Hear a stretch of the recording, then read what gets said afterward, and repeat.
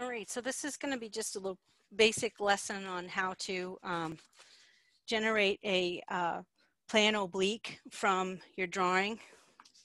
And I got the wrong floor plan here. Let me grab the right floor plan.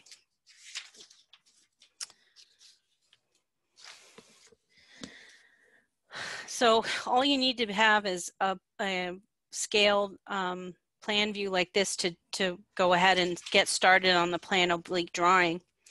And you need to have another sheet of paper, and you want to be able to see through the sheet of paper well enough so that you can trace what you have for information. You can see that I'm barely seeing through here, so that I think I'm going to be able to make this work. We're going to be turning this drawing into a plan oblique.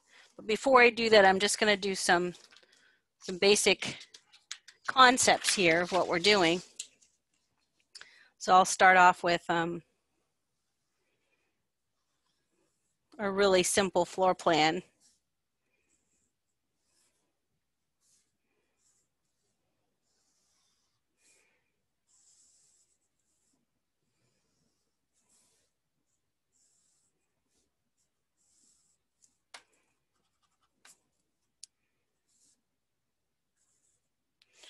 So it's going to be just kind of like a one-room space with a little little bathroom off in the corner here.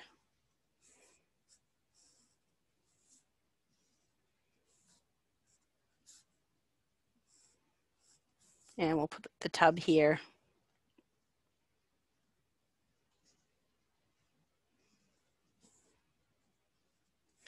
And we will put, let's move this door over a little bit more so we can have enough room to put the sink and the water closet all on this, this side. So we'll put the toilet here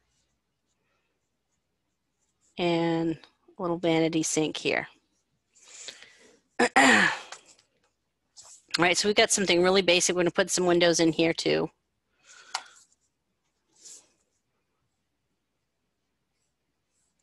So I'll put a window here, and we'll put one in the bathroom, and we'll put one over the sink, and we'll say that this is where the kitchen is. There's the kitchen sink. And then we'll put a couple of windows side by side here. And we'll put one right here. All right, so that gives us our fenestration, our window placement. So let's say we're starting off with this view. The reason I would say trace what you've already got started is if you want to turn this into a 3D view, it's a lot easier to do that with a plan view already started like we have here. You're going to trace over that plan view.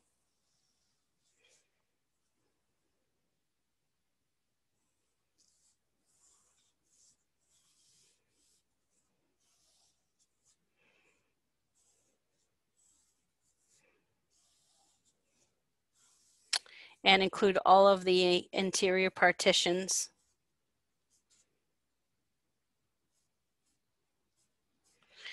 Being somewhat messier than I would normally like being, just to get kind of the basics drawn here, okay? Then you've got to decide, as this is going to be turning into an oblique, you have to decide which direction you want the plan to go in to create the three-dimensional effect. So I want the plan, I want to be able to see the inside edge of this bathroom, and I want to be able to see the inside edge of this kitchen. So I want to pick up the plan the way I have it. I'm imagining that we're looking at the top edge of the walls here. So if I move this in this direction, I'm going to draw a diagonal line here in the corner and measure along that line the half height of the wall. Meaning if wall would be at half height would be 4 feet tall. But remember that when we're dealing with depth in oblique, just like we learned in the lesson on oblique and isometric drawings, we want that to be half the size that we would normally put it at. So instead of using 4 feet, I'm going to mark this at 2 feet. And that's the distance. I want to line up the corner of the drawing underneath with that edge. So I'm going to make these lines a lot darker so that you can see them. And I might even do a version of this in AutoCAD too, just to show the concept even clearer. I like to make sure that I'm showing it as a hand drawing too, so that I guess like I'm not cheating, so you can see how do you do this by hand. So if we get those lines a lot darker, you're going to be able to see it a lot better. Now I can see kind of lifting it up a little bit and seeing there's the edge of the floor plan underneath. I want to position that lower left-hand corner that's the same corner as this one up top with that corner down below. And then I want to connect the dots and create the bottom edge of the wall on the outside. So now we're looking at the house from the outside here and here.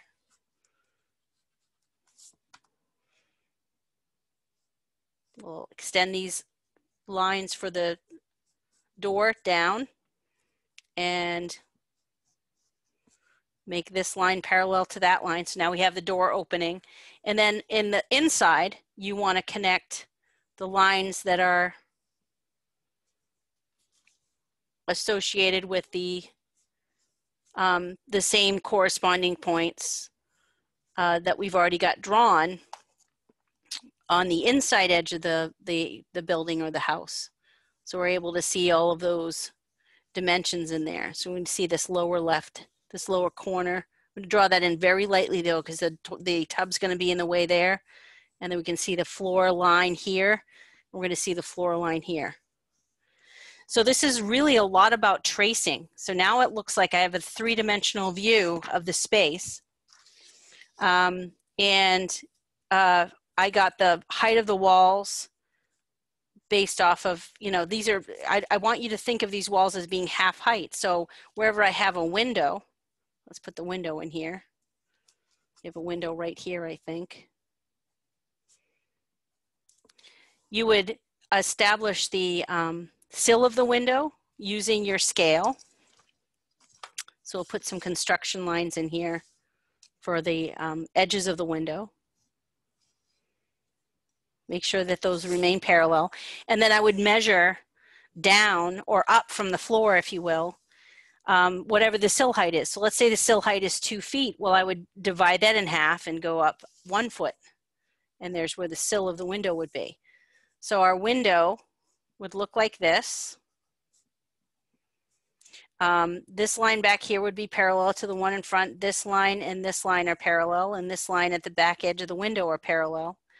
So we now have a window opening. If I wanted to add the glazing, could do something like that. And then once we start to poche these walls, then it really becomes very clear that we're looking at the height of these walls and at half height, so that we're able to see the inside space and be able to see that inside space kind of be represented in volume. So you'd go around and continue to add the window height information based off of the sill height that you're using. So back here where this is supposed to be over the countertop, I can see the countertop in this view. I can see it.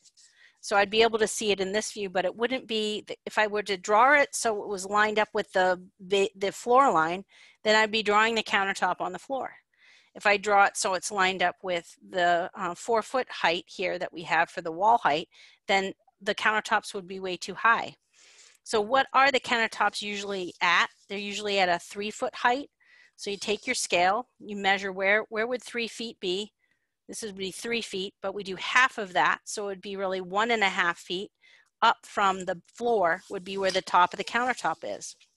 And then I would use the footprint of my plans that I have below to trace where that countertop is in my plans and trace Everything that I can see there in its true shape for the sink location, and I'd have to go back and just erase those floor lines I can no longer see. So when you're first initially putting your floor lines in there, put them in as light as possible, because you're going to probably be erasing some things. If I wanted to give that sink some depth, I can use the same concept. I can draw the depth of the sink like so, and now it looks like the sink is sunk into the top of the countertop. Also, the countertop has a thickness, so draw a little, usually a countertop thickness is 2 inches, so you draw that out around 1 inch, and then the height of the countertop would go down to the floor like that. So now you see how that's 3-dimensional depth. We were able to measure everything, but everything we're measuring in height direction, you want to divide in half. Everything we're measuring in length and width, we want to move that circle down there, is being measured at its true shape.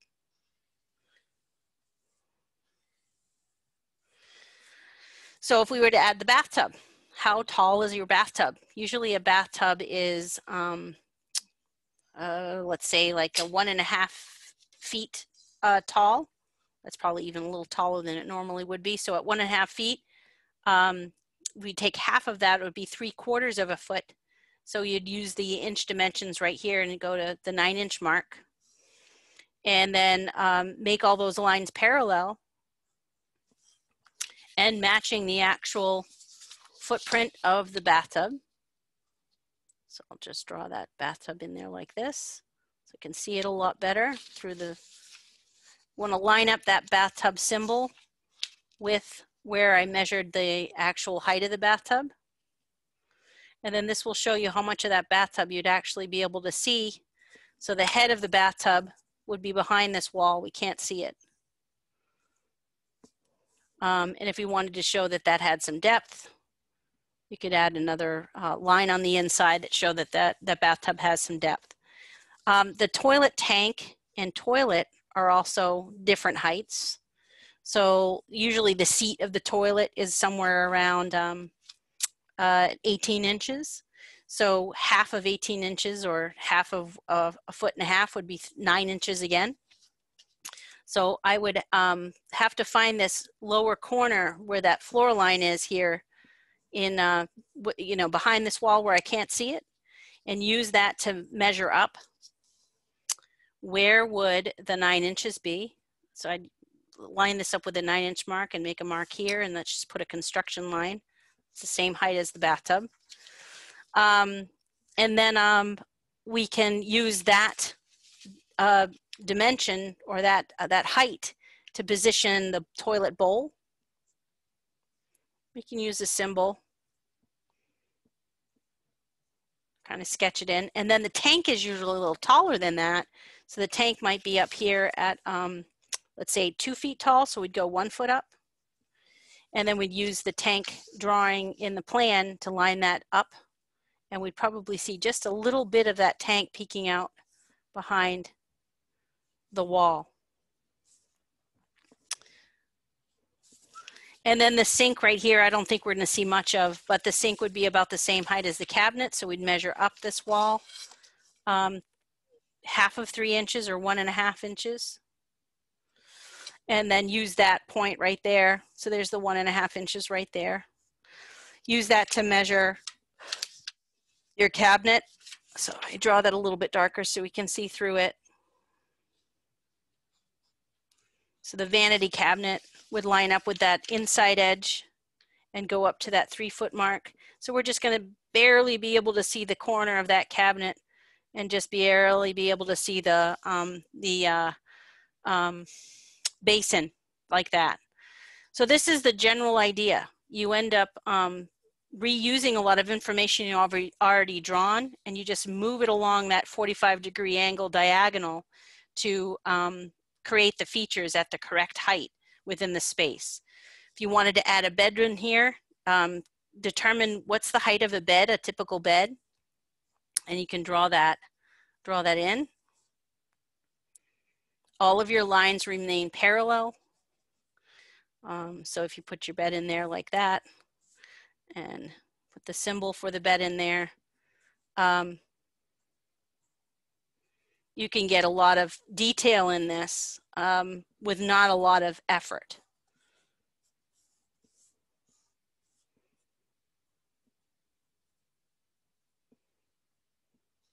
And there's our bed. So that's your challenge, to take your floor plan that you have and turn it into a plan oblique. So here's my floor plan. I probably want to be able to see that inside edge of the plan. So I'm going to start with the plan being at around this spot, trace around it, and start off really basic. Just trace the walls and the thickness of the walls all the way around. Find all of your interior partitions, and don't add any windows or doors yet. So you can always just put it on top and trace it again.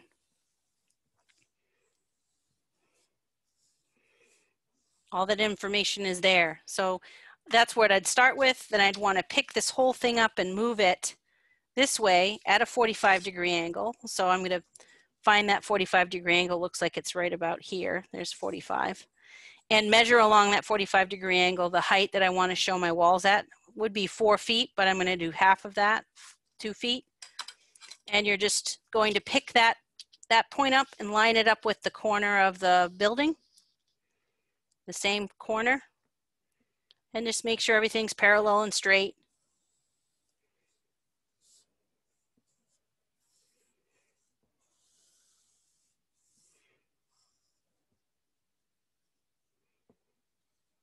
And do the inside lines. Make sure you're connecting to the inside lines, and put those floor lines in there very lightly, because we're going to add those interior partitions after the fact. So now I have a general idea of the floor plan and how it's going to lay, and I can start to add the other features, and you just kind of keep moving this drawing up and down to line it up either with the floor or the ceiling, or to measure height like I was demonstrating, to get all of these features in here. And I believe I did already record how to turn a plan oblique into a plan into a plan oblique in AutoCAD that you can reference as well. That just kind of gives you a more thorough process. You're still going to have to do this by hand, but it does just explain, and you can see more clearly how things connect. Because you're not, right now I'm hoping you can see through this paper, but when you see it in AutoCAD, you really understand where to grab all the information from. So this is what I would like you to get started on, is if you've got your floor plan ready, then you're ready to begin this process. And all you need is a brand new sheet of paper. If you have vellum that you can see through a lot better, then I encourage you to use that. And then you need your original floor plan layout with all of the features shown where things are going to be placed in that layout. You can add as much detail as you like. I think it looks a lot better when you start to add the furniture and stuff into your plan oblique, but start with the really basic stuff first, and then you can always add additional furniture stuff and things like that to your space. This plan will eventually also have the landscaping plan around it too. So it's all right for us to reduce this in size by scanning it and reducing it to add that landscaping later on. Keep this the same size as your floor plan so that you don't have to remeasure everything. You're really just tracing.